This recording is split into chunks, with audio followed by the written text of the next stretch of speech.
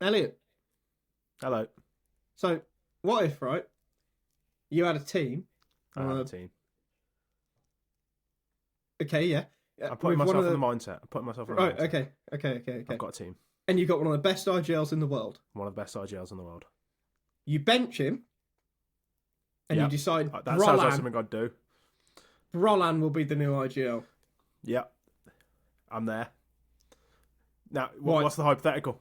Why have you done that? You just told me I did it. That's why. But why? Quite simply, there were clashing visions in the team. Oh, yeah. Siuhy wanted to kill people on stage, and none of the other teammates did. So there were clashing visions. Siuhy basically said Exertion, like, go kill on stage, and Exertion said no. So there were clashing visions, unfortunately.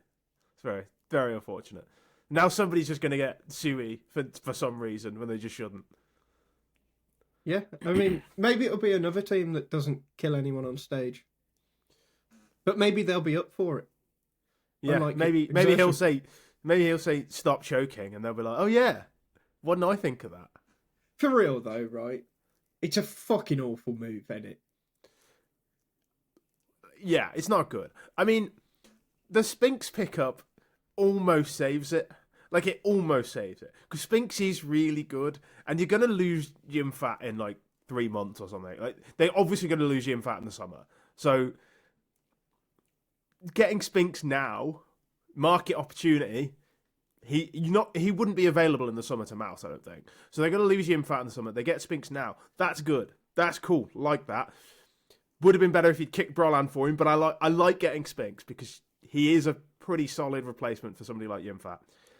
The problem is you now have to find an IGL in the summer, which is going to be harder than finding a star player. Well, what I was going to say. Like, if the next 6 months goes well somehow, and Brolan isn't useless as an IGL, which I am willing to bet that he will be a bit shit as an IGL. Yeah, he doesn't scream leader in any serious way. Do you think they're guaranteed to look for an IGL in the summer? No, but if in this hypothetical where I'm in charge of MOUZ, they are guaranteed to look for an IGL in the summer. Like, Brolan has to do something. Brolan has to be spectacularly good, I think, for them to not look for an IGL in the summer. This is a team who probably needed like a second leader. Like a experienced second caller. Spinks actually would have been perfect because he apparently talks a lot on Vitality.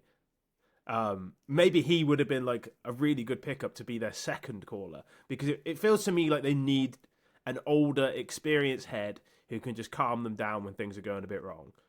But the solution to basically no issue ever in Counter-Strike is to kick Siuhy because he's brilliant. Yeah.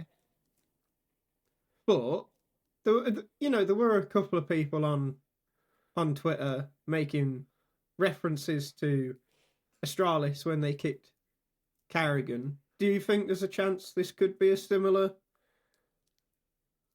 situation? There's always a chance. But like, where's your glaive? Like, well, they've just not signed him yet. So it feels very similar to when it's like, oh yeah, Man United are just going to find their own Pep Guardiola. They're going to call up like Ole Gunnar Solskjaer. He's going to be their Pep Guardiola. No, he's not. Pep Guardiola is a once in a like. Glaive joining Astralis is a once in a generation move. Like, no move has ever been so immediately effective, and there's no like leaders like that. I think nowadays as well. I think people who are good find opportunities easier. I think it was a bit of a Wild West 10 years ago where good players would just be in the wilderness and there was nothing you could do about it. Like, now you get like a talented player on a team. So, for example, MRQs was like a talented player on these teams, and even though his teams were bad, he like quite quickly rose the ranks and found himself on one of the best teams in the world. I think that happens more now. I think if there was somebody who was as good at in-game leading as Glaive, or even as good a player as Glaive, that nobody had heard of or nobody really like thought about, I just don't see the world where MOUZ find that person. I mean, they'd have been better off calling up. Is it Krisen? Yeah, he's the one that's Who's at now OG. now at OG? Maybe they go back and get him, try and repeat what they did with siuhy. But it just, I would be surprised if Brolan was anywhere near as good as siuhy, and I'd be surprised if they can find anyone nearly as good as siuhy to in-game lead them in the near future. You know what the thing is, though? Right.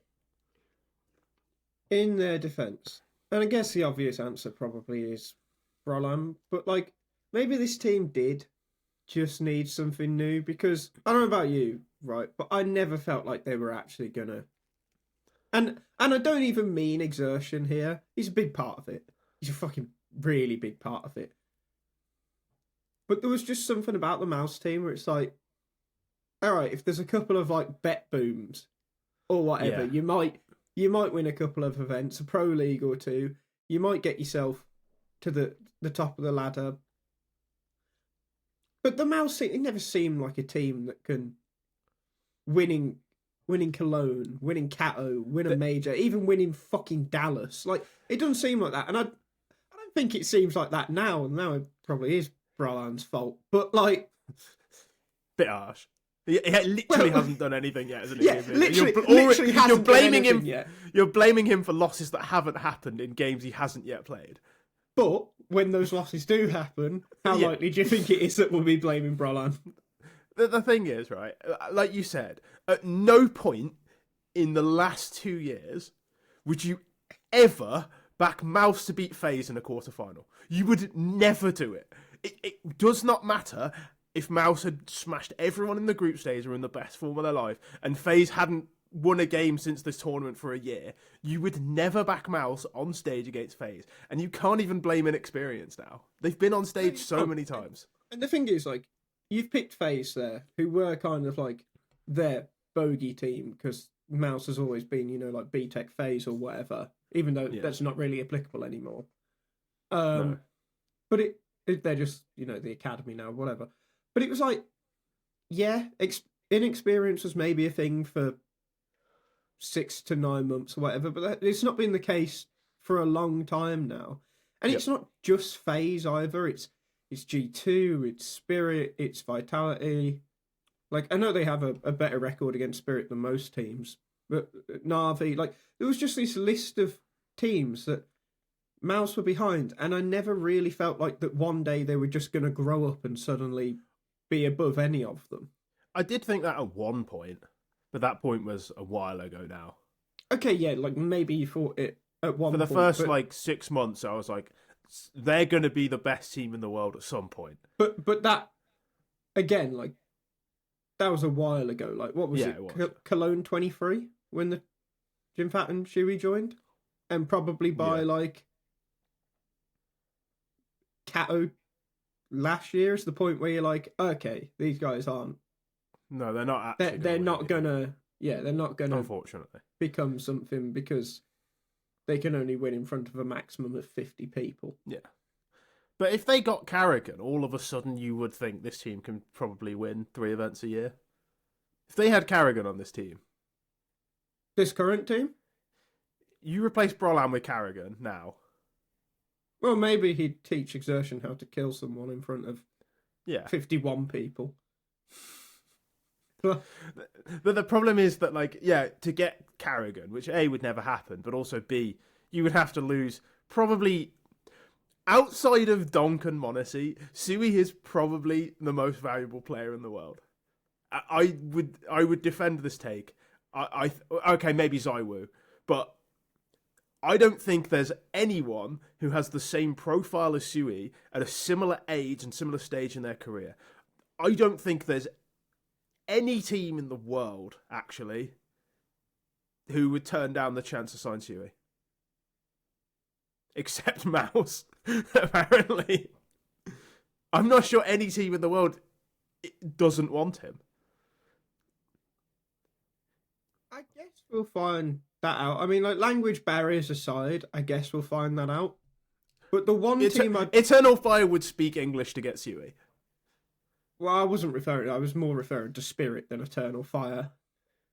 I suppose Spirit is, yeah. But even then, like, yeah. But the one team I was actually willing to say was Na'Vi. Because That's fair. Yeah, that's fair. Because I've not said it on this podcast, I don't think, unless I said it while we were still doing it with Logan. But do you remember a while ago there was that report that like Vitality had been trying to sell Apex? Yeah. Oh yeah, they wanted Siuhy. We both know why they were trying to do that. Of course they want Siuhy. They were trying to get Siuhy. And G2 are currently led by Snax. I love Snax. There is no way on earth they are not on the phone to MOUZ every single day. Like, can we have Siuhy, please? We'll give you anything. That should be genuinely a crazy bidding war between Vitality and G2 because, like... And FaZe. Well, and FaZe, because Carrigan don't have long left. And no, he doesn't. Liquid. Honestly, if I'm... Like, well, Liquid. Like, so honestly, many teams need him. I feel like if I'm Falcons, I'm doing it just because I've got the money. But, like, I probably wouldn't be too pressed if I was Falcons, because I do actually think Pixan's really good. If I'm Falcons, I'm really fucking annoyed they didn't bench him sooner. Well, yeah. But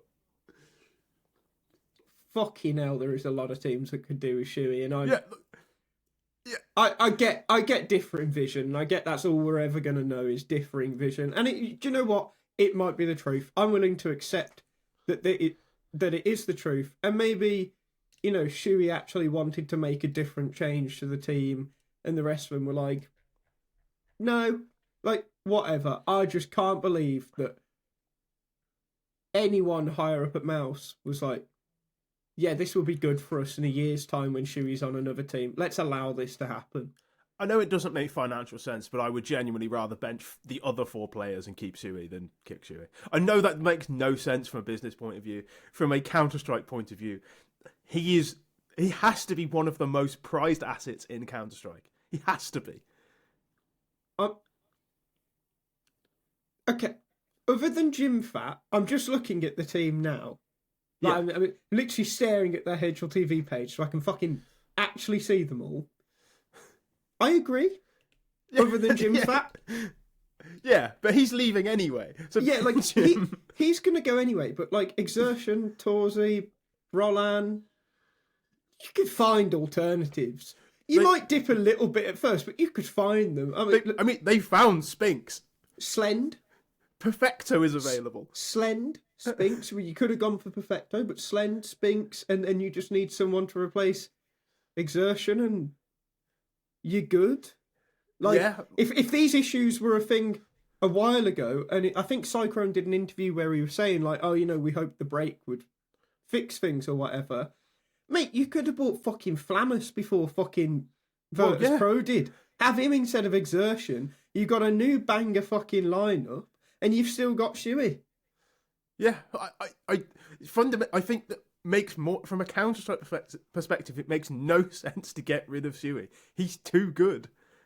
Yeah, and it's not like some in-game leaders. You see them perform on one team, and they go somewhere else. It just doesn't quite work. Siuhy, every time, he exceeds expectations. Like on the MOUZ NXT team, you're like, okay, he's winning everything. But which, by is he going to do it on a real team? He wasn't even an IGL when he joined. No, he wasn't. He just joined as their IGL. They won 4 Academy Leagues on the bounce. Yeah. And you're like, okay. You see Exertion, you see Torzi against real competition. You're like, okay, fair enough. Maybe he just had he just had the best team. Whatever. Let's put him on Gamer Legion. He goes to Gamer Legion. He's playing gets to 2 real majors. Men's Counter-Strike. Makes the major final. The major final, yeah, it's just absurd. By the way, at this time, MOUZ still had Dexter. Yeah, still had Dexter. And everyone could then see how fucking stupid it was to get rid of him, because Torzi looked like shit on that team as well until Siuhy came in. And do you know another thing that I actually think is impressive about Siuhy, that actually maybe goes a little bit under the radar? You know, people always talk about like IGL fucking coach combinations. You need to have a really good one to succeed. This bullshit, and a lot of IGLs seem to struggle past one specific coach. Yeah, motherfucker's done really well with 2. Yeah, well, yeah, that's true. And granted, like Ash and Cyclone are both really good, but at the same time, like, I mean, I don't know if I would say Cyclone is definitely really good. signs are decent, but like they still have like the same problems they had at the start of the reign. Which you can also aim at siuhy, but then he's like, siuhy's also like one of the better players when it comes to IGL as well. Like he's not a high fragger, but he was on Gamer Legion. On Gamer Legion, he was like their second or third best player. Like he was. Well, to be fair though, in a team with fucking like Kios and Isaac outside of a 6-month period where he actually looked like he could shoot. But that's exactly how good siuhy was. It's like, what, better than Kios? No, he took Kios to a major final. He took Kios to a major final. No, we're going down a hole now. We're moving on.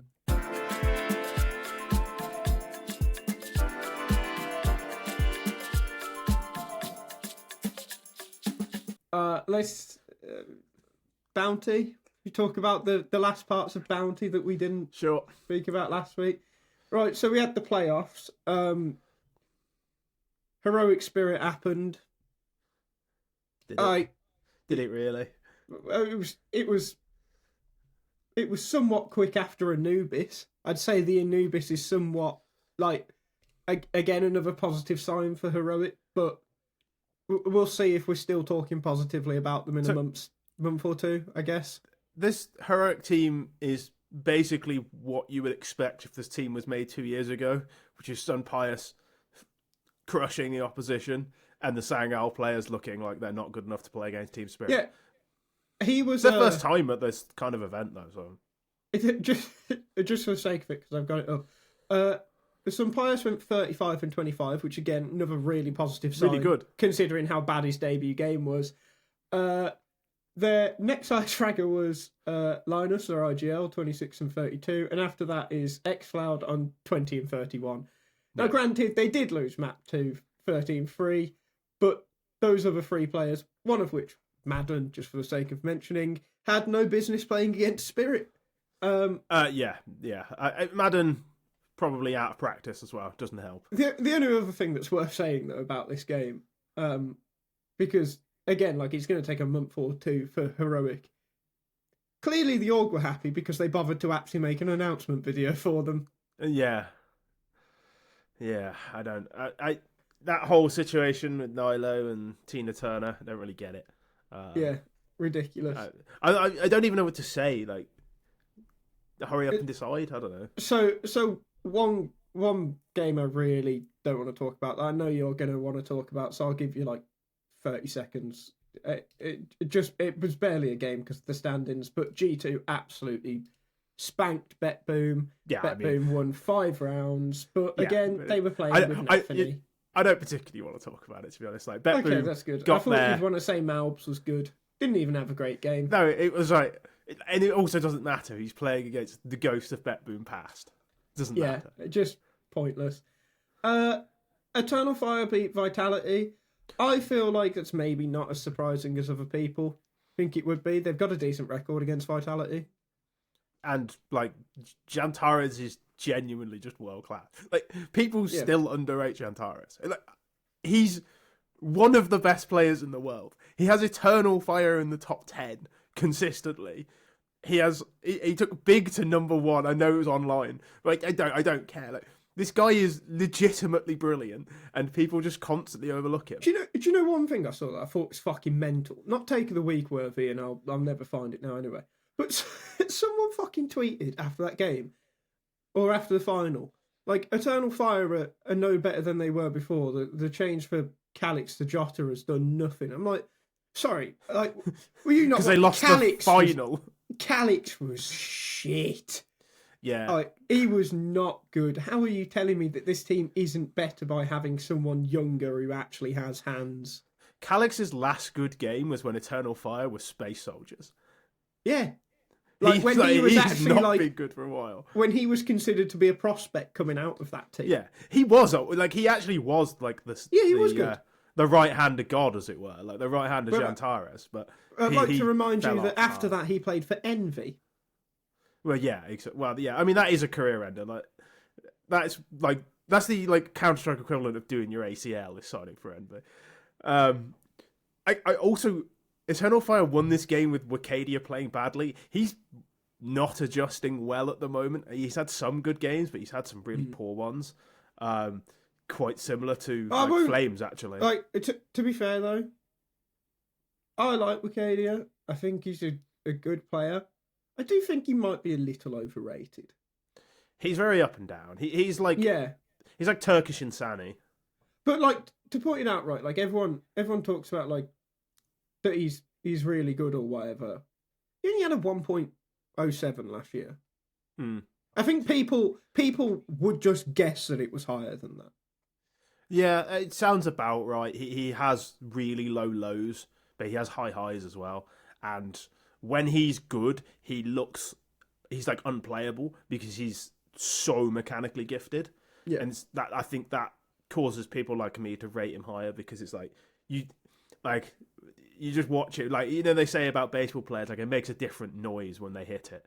Like, it makes a different noise when Wicadia hits headshots. The one thing that I will say about Vitality, though, is that I think that right now they are no better with Rops than they were with Spinks. And I don't think that's just a case of, oh, we've only signed him a couple of weeks ago or whatever. I just kind of feel like they're looking at it wrong. Like, they're talking about Rops having all this space to do whatever and having more space and Spinks or whatever. Way around. You just give it to fucking Flames. Yeah.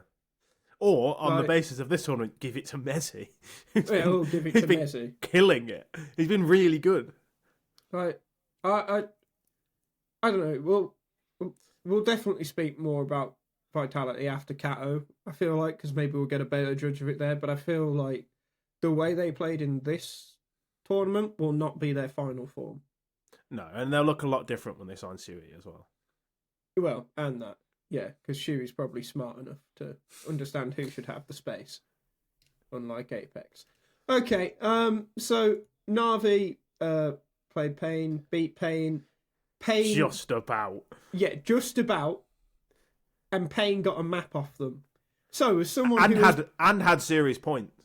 Yeah. Serious points. So as someone who has been burned by Pain before, Elliot, I'd like to ask you: do you think that this was just an off day for Na'Vi? Because realistically, with what we know it should be, or have Pain gone up a levels after signing someone? I'm not falling for Pain again. I'm not doing it. That's double meaning on that one. I'm not falling for this team. I've believed in Pain too many times, and every time they have this run, they lose heroically and they go back to like mediocrity straight afterwards. Yes, they played very, very well in this game, but they didn't close it out. And if you don't close out teams wins... do rarely close out games like this the first time of asking. I think the thing it's with not Pain... the first time of asking. It's not. Like... It kind of is with Snow and Davideus. Yeah, fine. And they are talented. Snow's really good, by the way. Snow is really good. No, like, he's also just quite fun, the way he hypes them all up. But they kind of like the kid. They're kind of all really good. They all have moments like that. Like, Bigger Zero has been around for a long, long time. He's a hell of a player. Kawes can have some really big games as well. Has had moments. Snow has these moments. Davideus is like, when he's on it, he's really hard to stop. But those things never seem to coincide. And even when they do, they lose heroically to Na'Vi instead of being 2-0'd. It's like, they never seem to quite get that push. And it's been like this for too long. I feel like, though, you know, they've made this change recently. Snow's getting more accustomed. They're now at the point Complexity was at, like, a year ago. And I will say... they need to replace their AWPer. Maybe. Get Story. Story's probably better than NQZ. Sorry, NQZ. NQZ. But also, it's like, he is a bit, but it's like, it's a little underwhelming. I know that's kind of Brazil for you. There's unfortunately, Fallen has ruined a generation of both in-game leaders and AWPers in that region. I assume that they're not. He has. But I assume they're not talking English now. No. So, you know, they don't really have any choice. Who else do they get? Like, Story kind of has to be your safe bet. He does, but it's still uninspiring. He is the best option. No, that's not my argument. It's just that. But also, I don't think NQZ, Z, whatever, is bad. I think he's not bad, but I don't think Hulzerk's bad. It's the same situation. Oh, I kind of thought you were referring to Junior. Oh, right. I mean, he was bad. I meant Hulzerk. What I meant, though, was complex. Like, Pain were at the point of Complexity where Complexity had a couple of really close games. Funnily enough, against Na'Vi, they had one or two. And it felt like, they're at that, like, point in the coming of age story where it's like, okay, you win one of these, you'll probably actually start doing it a bit consistently. It's just, are they going to do that? And if they don't do that, then they're exactly what you say they are. Is kind of the thing. I think it's also worth mentioning that Na'Vi kind of underwhelming the whole tournament, and it's like its first tournament back after the player break. It's a little bit of like lethargy, I think, and like people say what we said last week about Imperial, and it's like when you watch Na'Vi play against Pain, do you really think that's like major winning Na'Vi? Like that team, the one that nearly lost to Pain, the one that got 2-0 by Spirit, like this is not the best version of Na'Vi, and they still had just about enough to beat Pain. That would be my concern. Like if you're gonna be the next in line, like if that was Eternal Fire, who were like 7th, 8th in the world, and Na'Vi played like that, Eternal Fire would have 2-zipped them. Yeah, definitely. So let's move on to G2 Eternal Fire. Another game, another crime committed by Snax. He's just fucking awful, man. He's so fucking horrible. He's like G2 are so fucking miserable to watch because, like, every couple of rounds you get like Malbs fucking beam 3 heads off, or like Munacy do some absurd flick that you've never seen anything like it. And then, you look and they're 9-5 down. Yeah, they're 9-5 down because you realise Snax has just gone B 7 rounds in a row, or the other team has gone B 7 rounds in a row and just fucking railed him. Like, why is he on this team? Why was he ever picked up? And you know what? Like, you can chat all this shit about them. It's really fun, actually. If you chat shit about Snax on Twitter, like, you get attacked by Polish people instantly. Like, I actually think they sit there just searching Snax, just waiting to see a negative tweet come up just so they can fucking swarm you. Some strange hive mind. Like, he's bad. How do you not see he's bad? Oh, they won 2 blast events. Fucking get real. Just get fucking real. Like, they clearly play bad. They play the most obviously bad Counter-Strike of any top 5 team I've ever seen. Other teams on their T sides just abuse him. Like, their Dust 2 is terrifying to watch, man. Just the amount of times that the B site just gets cranked open because Snax is there, like, fingering his arsehole or something. Like, I can't cope with these guys, man. You will never understand. I'm done. Just you speak. You will never understand the greatness of Snax. It's not for us mere mortals to understand. That's all I have to add. No, I'm not having this. Get out of your That's all I have to add. Get out of your memes for 10 seconds, right? He is shit, isn't he? Like, he is. He's got aura, though. That's what you have to He does have some aura. And he does have aura. He has a massive aura. He's got a gravitational pull. He's fucking massive, isn't he? He's one of the biggest people I've ever met. In fat, man, like the fella's just fucking huge. He looks like he could pick up a car. Like, he looks like he could pick up a car over his head and throw it. He could pull an A380 behind him. Yeah, he is like genuinely massive. Look. Do you want to be the guy that tells Snax that he's cooked? Because I don't. They should get Munacy to do it. Snax, we think, never mind. Where are we going? We're going B again. Okay, Dad. Snax just says, shut up, bitch, and turns him around. Anyway, next game. Spirit Na'Vi. Yeah, I mean, Donk's just going to win some games sometimes. Like, he is just going to win games like this. There's nothing you can dissect this game however you want.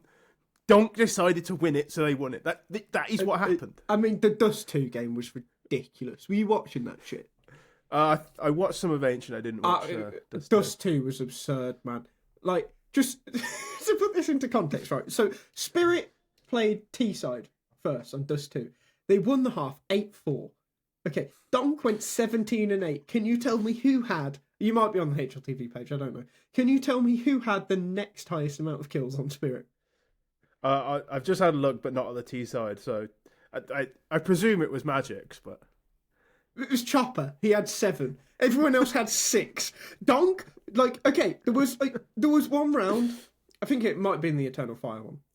But there was one round, and bear in mind, Zontix went 6-8 in this half, that Zontix just ended the round because he, like, basically had a lineup double one tap on short from lower tunnels. Like, the round was over. Shiro orked one as well. Like, it was a 2v5 in a second. Yeah. Like, what can Na'Vi do? Yeah, literally. Against this? Like, the thing is as well, when you look at the scoreboard and you see Donk has like 23 kills and like 10 deaths, you know the game is won. It's not like some players. Like, if you see Rops has 23 kills, it could be like 10-10. Do you know what I mean? Because of the way he plays. If Donk has 23 kills, they're nearly all like double openings as well. Like, because he just goes in first or second and he just opens the entire map up in a split second. It's like, when he top frags, you win, and he top frags every game. It's not fair. Like, what were Na'Vi meant to do in that? Right. Well, yeah, like, exactly. It's to the point where Donk had one of those games. And bear in mind, he played well in the second game as well. Like, he top fragged the second game as well. But it's one of those Donk games where it's like, is this even worth fucking talking about? Right. No, Na'Vi's, it's not. Like... Na'Vi's highest rated player was JL, 1.02 rating. Spirit's second highest rated player was Magic's, 1.07 rating. Donk, 1.91. Yeah. Sound. Yeah, Sound. Like, it is... It's not worth talking about team spirit. Do you know what the... Donk just wins games on his own. Like, he really does. Do you know what the shit part is, though? I just don't even find it fun anymore. Oh, no, it's still funny. Like, it is still really funny because of the way he plays. I just feel like I'm at the point now with CS where all year, the only time I'm going to enjoy, like, a match, because every tournament's going to be won by Spirit at this point. Like, they're just a class above people right now. Where it's just like, the only time I'm going to enjoy it isn't... I don't want Spirit to lose because Donk has a bad game. Or, like, Donk's just not hitting his shots himself. I want it to be, like, FaZe Spirit, Copenhagen, at the major, where it's clear that FaZe, their entire game plan was like, Donk's marked out of this game. And obviously he's still shitting on them. But like, there were specific rounds where it's like, okay, you can tell they have spent so long watching Donk, they knew exactly how he was going to play that situation, and they've won the round because of it. Yeah. Like, that's going to be the fun of Counter-Strike for me this year, is watching teams do everything they can to take Donk down, that even on a day where Donk plays like that, they still fucking win. Which is possible because the rest of Spirit, questionable at times. Very questionable at times. Yeah, I mean, they're still pretty good players. I think that's much more fun than watching Astralis at their pomp, where it was like... Oh, that would be more fun than that. Because, like, the star players just didn't do anything in those games. Because it was just a wall of smokes everywhere. Well, yeah, because that was the thing with Astralis. Like, every star player for every team, apart from... Except Breezy. Yeah, it was Breezy, wasn't it? Yeah, Breezy just shit on him for some reason. They literally all were really bad against Astralis because Astralis' game plan revolved around Astralis' game plan... Star. No, because and the rest actually...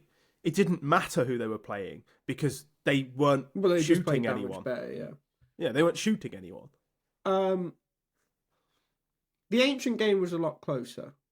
Yeah.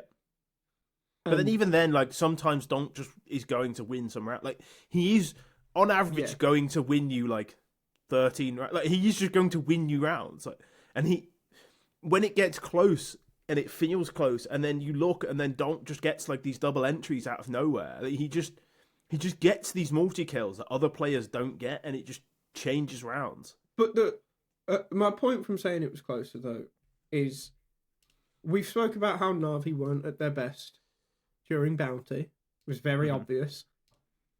The fact that they can be so far off their best and have a close loss, a triple overtime loss against Spirit, does give me some faith that we're, you know, not just going to have Spirit win every event they play in. Yeah, I agree. I also think Na'Vi, you can see how good the system is because individually they weren't there. Yeah. Like individually, I think they had 2 or 3 players go missing at times in that ancient game, and they that ancient game close. only bit went positive. Yeah, Wonderful exactly. 22-29, JL 24-28, Imma 26-29. Like they're three, that's what it felt like. 3 of them just didn't turn up. Yeah, like a Wonderful only dropping 22 in that many rounds is a cause for concern, and they were still close to beating the best team in the world. The thing is, right, when it comes to this year, I don't want it to be 2019. Do you remember 2019, right? Liquid start winning all these events, speed run the Grand Slam, and everyone's like, oh, Liquid, you know, they can finally take a stride. You speak to any of those Liquid players, they will tell you they still could not beat Astralis. Because they fucking didn't. It got to the major, what happened? Astralis beat them. They still never actually think about it as in they were the best team in the world at that point. Because they knew they weren't. That any event they played, that Astralis were at, in that Grand Slam one, Astralis got knocked out by someone else. Yep. Or Astralis just skipped the event. Which, I just don't want that to be the case this year, because we know Spirit skip events, they're skipping PGL Cluj-Napoca. I just don't want it to be a case that, you know, anytime someone else wins, it's, because Spirit wasn't there. Because dominance isn't fun. It's not fun. No, it wasn't fun. Like, I was an Astralis fan back then, and their dominance bored the shit out of me. I was there, like, after every win saying, like, you know, that was good, but kick Dupree, kick Zip, get fucking Valde and Config in, and let's have some real fun. Like, yeah, I mean, that was insane. They were never going insane. they were never going to be fun because that's not how it worked. But that would have been fun. Admit it. I just like to spare a moment to think about a guy who Danish guy in 2018, 2019 told me that I simply didn't get it because I wasn't an engineer, and you had to be an engineer to really understand why Astralis was so exciting, and that they were always going to be the best team in the world because they just worked smarter than everyone else. Just like to ask how he's doing today. One of the stupidest things I've ever heard. I actually don't. I don't know how to respond to that, so I'm going to move on. No. I genuinely, actually... You don't get it because you're not an engineer, bro. I just wouldn't understand the beauty of what they're doing. It's like, no, they're just boring. Like, if you're having to explain why they're interesting, they're not interesting. Just throw that line up, bro. All right, so the final,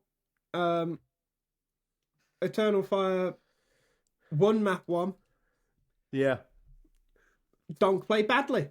Donk decided he was going to win every other round. Literally went 16 and 24. But here's the funny thing, right? So Eternal Fire win that map 16-14. Donk went 16 and 24. Donk ended the series 78 and 63. And for the remaining 3 maps, Eternal Fire won 17 rounds total. They won one more round in the remaining fucking 3 maps as they did in the first map.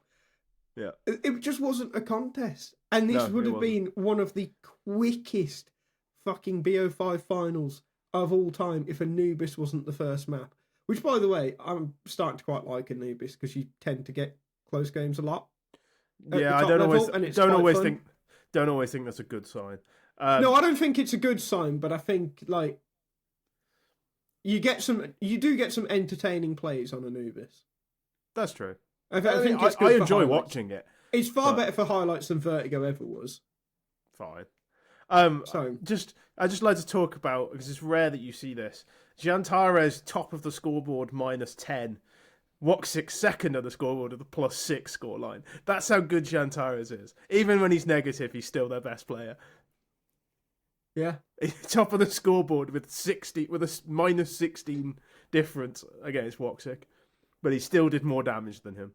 But look, right, fucking great result for Eternal Fire getting to the final here. But like, even if it's a pseudo event, great for them. I hope Spirit enjoyed their warm up because that's all it fucking was. Like, some of them rounds were like deathmatch.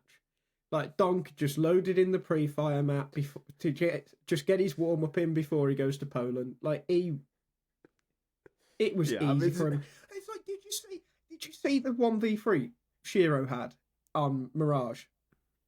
Probably. It was the last round of the first half, right? He AWPs one, can't remember where he AWPs him, whatever. Then kills another who's on stairs with a Tech 9. Then, instead of planting the bomb default, he just jumps up on default, jumps over to triple, and just AWPs a guy in con to end the 1v3. Like, sometimes you got He was just smurfing for, like, that's a play you make on your smurf. That's why it works, though. Or when the game's gone. Like, sometimes you have to do something really dumb because it's like he knows where you are, but you don't know where he is. So you might as well just even it up and just turn it into a AWP India. A ridiculous play, genuinely. Like, I don't like Shiro.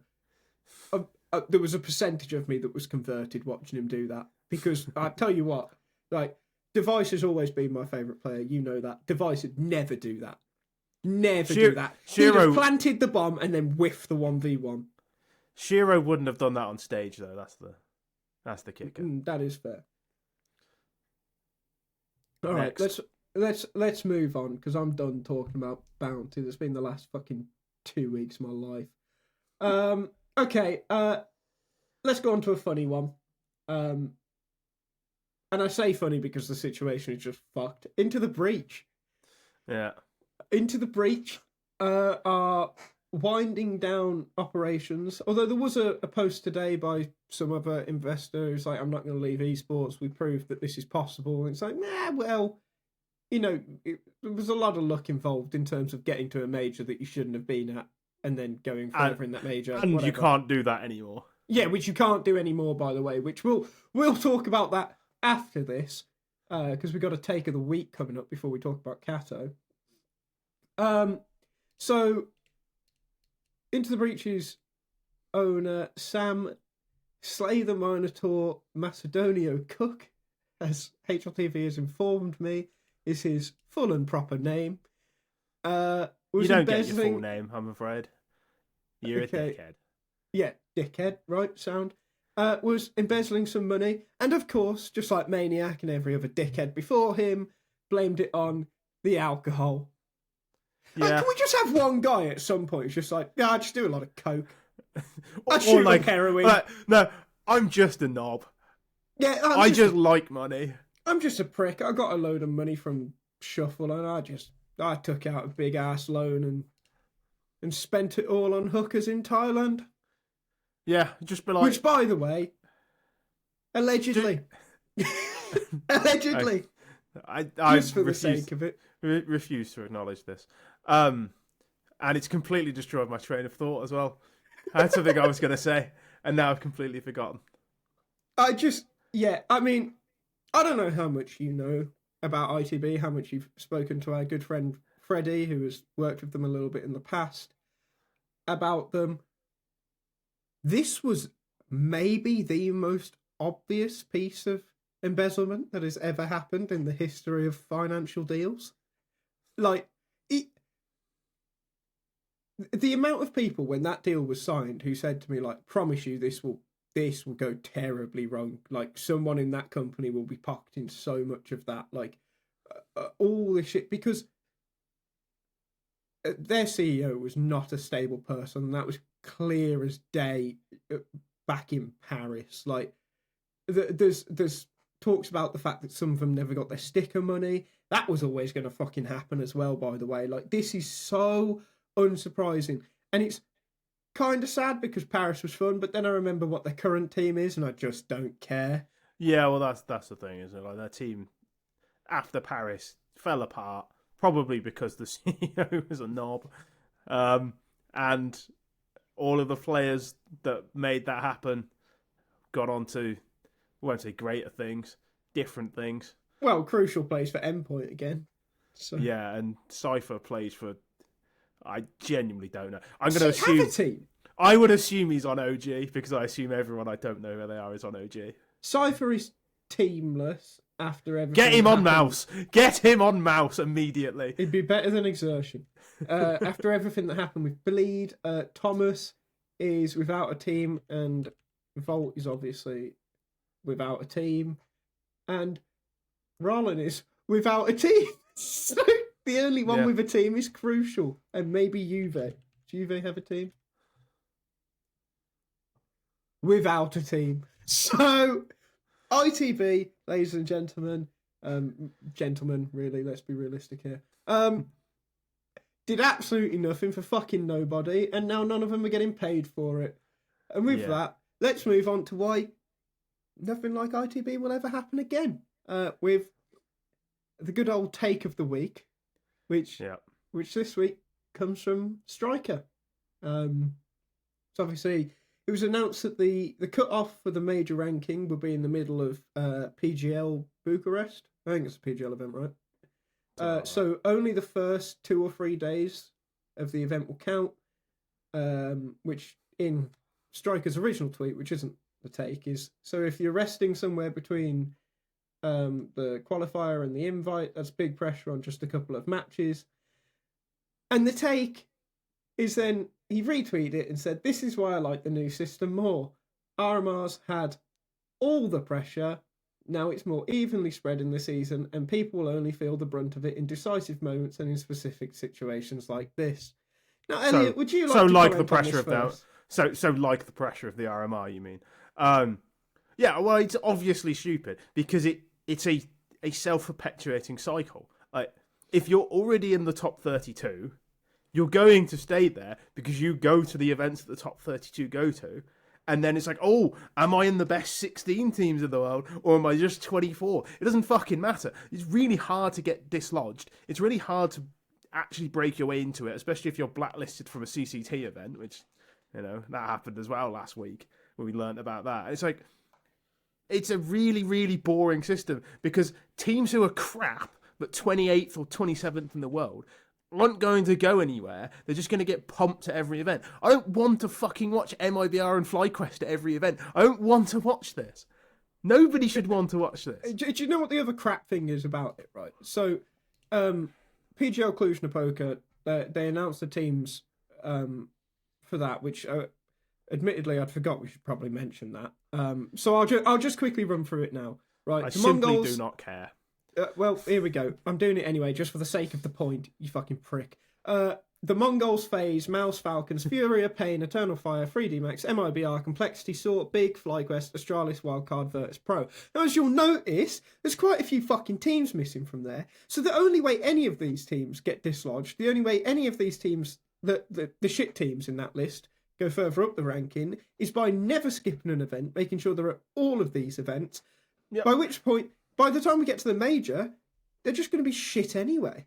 Yep. Because they're going to be burnt out and they're never going to have practiced. Like, none of this matters. And we've seen in previous majors, the only way to prove you're genuinely a good team is to beat upstart tier 2 teams. And none of them will ever have to beat an upstart tier 2. Like, none of those teams would ever have had to beat Passion UA. So how do I know that they're better than Passion UA?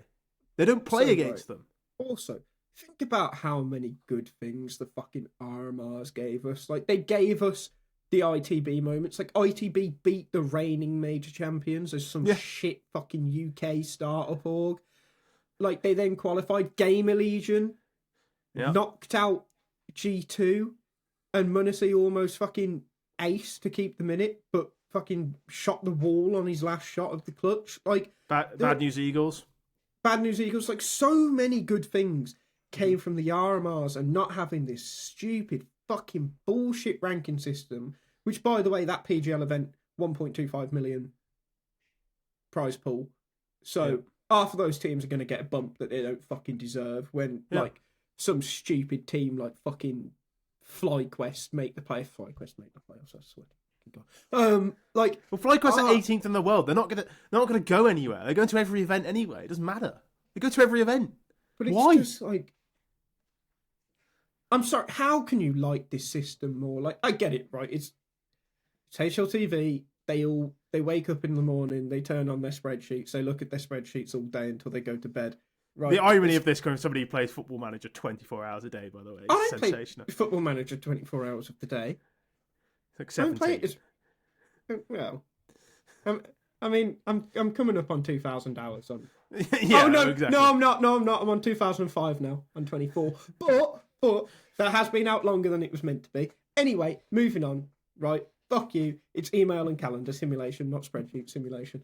I get it because it's HLTV. Yeah. But how can you not like the RMRs, man? Like, they never really ruined a major. No. Really. Like, one or two teams might have been missing.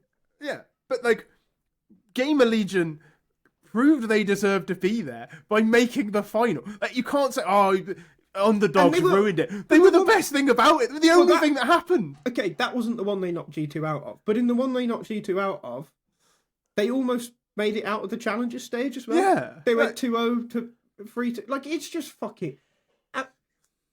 oh, well, there's going to be random bits of pressure throughout the season when this team loses a game in Katowice and then doesn't make the play. Like, fuck off. Oh yeah, great. Now your major is decided by whether or not you lose a game against fucking MIBR on the B stream at a Kato play-in. Like, yeah, now great. That's much better than there being a lot of pressure on a big moment for the big moment of qualifying for a major is now taken away from you. Bear in mind that all of these fucking, like, all the moments we got in the RMRs of people, like, celebrating. Like, do you remember, like, fucking Passion UA celebrating at the last one? Yeah, really none cool. of it happens anymore. Really cool. Doesn't happen anymore. Like, but as well, like, all the interviews where, like, even the most experienced pros, like Carrigan, is like, oh, the RMRs are the most intense, high-pressure thing we have. Like, that's good. Brother, you have played major finals, you've played Cologne final, Kato finals, and you say that is the most intense. And maybe there's some degree of, like, recency bias to it or whatever. Yeah. For when you're saying it. But these motherfuckers say it all year round. Like, why on earth do you want these competitions gone? Why we want intensity. I want emotion. How can you think this new system is better? Like, actually, how? I don't get it. It's like, to me, the equivalent is like, if you asked Striker if he'd rather go up in second place in the championship or go up in 6th and win at Wembley in the playoffs, he'd say second.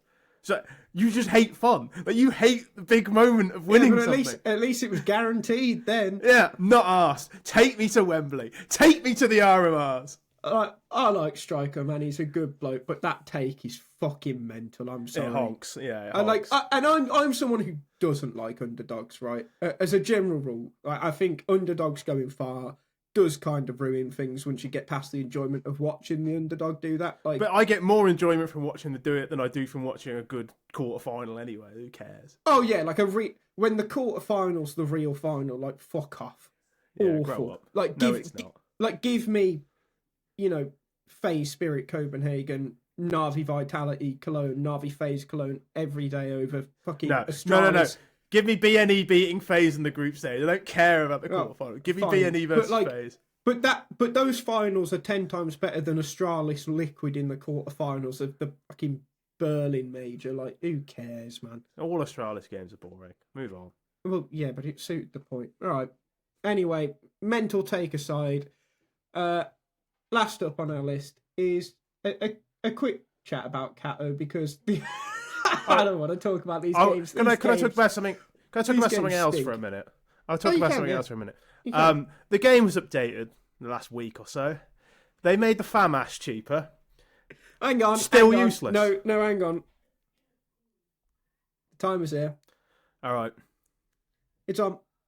Right, don't get me wrong, the FAMAS was too expensive, but that's because it should cost about $900 in game, because it is genuinely, and I'm not joking here, there is not a single position in the game where I would not rather have either an MP9 or a Deagle. The entire point of the FAMAS is it's supposed to be more versatile than either, but it is absolutely dog shit at medium range. I don't care what anyone says, It is less accurate than the MP9 at mid-range, less accurate than the 5.7, less accurate than the Tech 9, less accurate than the dual Berettas, which are quite literally akimbo fired at hipfire. It is completely worthless. Past 500 units, it is a 6-hit kill to the body. And you say, oh, just hit the head, buy a Deagle then. What are you talking about? There is genuinely no position on the game I would rather have a FAMAS than a Deagle. And there's maybe like 2 I would rather have a FAMAS than an MP9. You could make the FAMAS 800 and I would still never buy it because the MP9 gives you more money per kill. Completely worthless. That was good. You were a second under then. I think that was the closest anyone's got to a minute. That was really good. And I completely agree with everything you said. We should rename it the 2-minute hate. Give us 2 minutes. I couldn't sit for another minute of that. I'm sorry. As much as I hate the FAMAS. No. And regret every time I buy it. Yeah, it's awful. Have they said how much cheaper they're making it? Because it needs to be considerably cheaper. I don't care. It genuinely doesn't matter. Buff it in a different way. Make the burst fire good. It's the only thing it has over other guns. But genuinely, like, unless that thing is cheaper than the Galil, I don't see how it's even slightly ever on par with that gun. No, it's not. The Galil is literally the M4. The Galil is the M4. It's just with more bullets and a slightly different. What, 1800 now? 2K? Yeah, how much does it cost? 1800. It is 1800, isn't it? It's so ridiculously overpowered, the Galil. And people don't talk about it because it's like not a particularly fashionable gun. I don't particularly like the Galil, but it's like ridiculously overpowered. Yeah, people don't think it is overpowered. It's like, oh, but it's the budget rifle for the T-side. That's why it's overpowered. yeah, exactly. You dumb fucks. And then you get somebody say, "Oh, I'd rather have a Mac 10." You are an idiot. Like, I don't know what to say. You are an idiot. No, okay. Depending on like my spawn and what we're doing in the round, maybe I'd take a Mac 10. Like, am I flying out apps first on Mirage because I've got the best spawn? I'll take the Mac 10.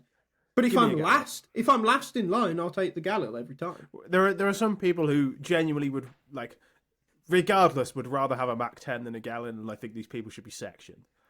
Oh yeah, if you take it regardless, like there's basically again like maybe there are some situations in which you want a Mac 10. They've got no head armor. Even then, that Galil's pretty fucking good, and you plan to not stop moving for the entire round, which is not always a particularly good decision either, and it's usually a bit of a crutch for bad players. But the Galil is incredibly overpowered, and the FAMAS is essentially worthless. Yeah. So let's talk about Kato then, just to wrap this up. And I mean, we will be talking about this quickly because these matches stink, and I do not want to talk about them for long. I'd like to know if are there any matches you're interested in? In the play-in? Out of these current ones, yeah. Not potential matches that can happen based on wins. Obviously, don't look any better. It's always kind of interesting to watch Imperial, even though they got a player missing, which doesn't help. Like, they were going to be like my obvious mention as well. And then they've got a player missing. Oh, Tori's not making it. Bobble's playing apparently, so which is shit because Tori's actually quite good. Yeah, and it's like all of the interest in that game's just died. I'm kind of interested in Wild Card, sort of from a distance. I'm interested in Wild Card. I'd like to watch. Though? I'd be so much more interested in that if it was against anyone other than Big. That's kind of again. Scroll back 5 minutes from when we were moaning about this. My political stance is whatever stance makes me have to not watch Big, FlyQuest, and MIBR in every event this year. Any event Max as well. 3D Max are going into that list. Fuck 3D Max. I don't like 3D Max because I don't like the French, but there are a lot more interesting to watch than Big because I have seen Big so many times. I've been watching Counter-Strike for about 9 years, and I don't think I've ever seen an event that didn't have Big at it, and I've never been happy to see them. I'm somewhat interested in Gamer Legion Saw. Liquid Heroic's a good game. But I'd be a lot... We'll get to that one. I do actually want to talk about that one. But I'd be more interested in Gamer Legion Saw had Saw not lost their 2 best players. Yeah. Okay, so Liquid Heroic is the only game I actually wanted to talk about really at all. This one's fun. Yeah. Because I think this one is actually where we'll get. And I know Heroic beat them at Bounty, but that was still in the online stage. And I feel like this is where we get a real gauge of how good Heroic are. Yeah. Yeah. Because they were never going to beat Spirit, mate. That was never happening. No. The fact they made one map competitive, even though it was Anubis, and as we said earlier, we're starting to get some funny feelings about Anubis being so close all the time. Yeah. It's got a bit of the Inferno about it. But this is where we'll maybe start to get a grasp on it.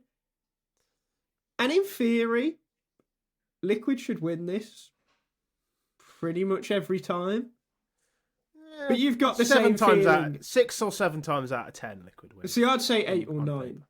No, it's never that. They're not like... No, okay. They're not that much better than Heroic. Let me rephrase. In 6 months' time, then I'd say it should probably be 5 or 6. Right now, with their experience, I think it should be, on paper, and you know how many issues I've got with this fucking Liquid team. I feel like they should be beating them on LAN 8 or 9 times out of 10. No. Right now.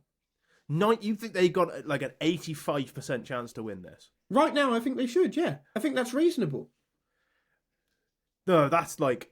Sorry, no. Outside of Sun Pius, how many LAN games has the rest of them played? Have the rest of that team, I'm not even joking here, played as many reasonable LANs as well, not some fucking garage in Budapest, right? How many have the rest of them even played as many LAN maps as Ultimate? 85% is really high. You'd get that's something like 6 to 1 on Heroic, or 5 or 6 to 1 on Heroic. It's not that it's 65, 70. But people talk about this Liquid team, right? And I know I don't talk about them in the same way. I know that, right? But people talk about this Liquid team like this Liquid team can be really good, especially now they got nerfs. Fucking show it then. You should beat these Heroic... A team like this, fucking 8 or 9 times out of 10. You should, but it's not 85%. Not a chance, man. But I think it should be right now, right? If I'm meant to believe in this Liquid, if I'm meant to care about this Liquid, it fucking should be. I don't agree. I don't think... 85% is what I would reserve for, Spirit to beat Heroic. I think that's too low. I really do think that's too low. I don't think so. I think once out of 10, Heroic could beat Spirit. Donk doesn't have 10 good series in a row. Once out of 20, I'd be happy. Nah. Spirit are so much better than this team, mate. Even Magic's, and Magic sucks. It's CS2. Anything can happen. It's MR13. All right, in a best of 1, fine. But best of 1s are now dead and buried, and thank fuck for that. Yeah. I don't think it's anywhere near that. I think Liquid at the moment is 65. I'd maybe go up to 70% confidence. Okay, fine. We'll go in middle ground, and we'll say 7 out of 10. Yeah, I think that's which I'm now going to sound like a moron because I've got a severe feeling that we might be within the other 30% right now. Having argued for 3 minutes about the fact that Liquid have got 90% chance to win. I was trying to play up the narrative, give Heroic the 10%. I mean, this Heroic team are clear. This Heroic team are clearly decent as well. They're not pushovers. Is what I mean. They're not gonna they're not rubbish. They're not MIBR. They're not FlyQuest. Well, exactly. Heroic are probably the 4th best team in the play-in. Yeah, I just it's Liquid, Heroic, Eternal Fire, and then I don't know, Gamer Legion, Astralis, somebody like that. Furia, maybe. Who's the 4th best team in this event? That's a good question. Who's the 4th best team in the play-in? It's a really hard question. These teams are not good. It's probably Gamer Legion or Furia. Hang on. Who's the 2nd best team?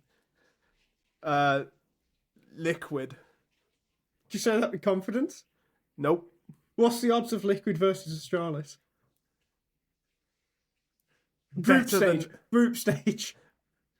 About the same as Heroic, I think. Like 65-70. Australis Really? are pants. Australis are pants, man. They ain't good.